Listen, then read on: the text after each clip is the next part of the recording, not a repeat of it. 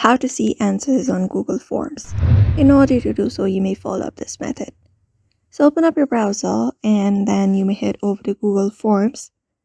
This one right here, type in Google Forms and head over to Google Forms official website. Once you click on it, you'll be finding this. Now from here, you may head over to any of the forms that you would like to want to look the answer for. Click on it, and once you do there, you'll be finding your questions and all of your options and answers as well. So if anybody has responded to your answer, all you gotta do is right beside the questions, you should be finding responses option. Click on it, and here you'll be finding the number of responses, including the answer that they have given to the questions that you provided.